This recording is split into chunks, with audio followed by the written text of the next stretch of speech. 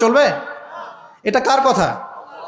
এখন আল্লাহ পাক কিন্তু আপনাকে ফোর্স করবেন না, আল্লাহ আপনাকে জানিয়ে দিচ্ছেন ডিসিশন আপনার, দুনিয়া এবং আখিরাত আপনার, যার যার দিন তার তার, যার যার কবর তার তার। আল্লাহ পাক দেখছেন লিয়াবলুয়াকুম আইয়ুকুম আহসানু আমালা, কে আমল উত্তম, কে সর্বশ্রেষ্ঠ। তবে আল্লাহ পাক যখন ধরবেন ভাই, কঠিন ধরা ধরবে ইনশাআল্লাহ তাআলা।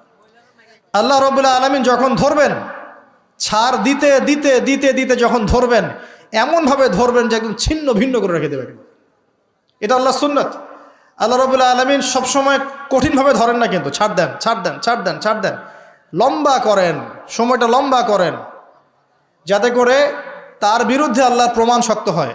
তারপর যখন ধরবেন, এমন ধরা ধরবেন একদম ছিন্ন ভিন্ন করে রেখে দেবে ইনশাআল্লাহ। এটা আল্লাহ পাকের সুন্নাত। দুনিয়াতে ধরলে তাও ভালো, যে পরকালটা হয়তো বেঁচে যাওয়ার সম্ভাবনা আছে। আর দুনিয়াতে না ধরে যদি পরকালে ধরেন, তাহলে কোনো অবস্থা খারাপ, কোনো সুযোগ নেই, কারণ তখন তো আমল করার কোনো চান্স নাই।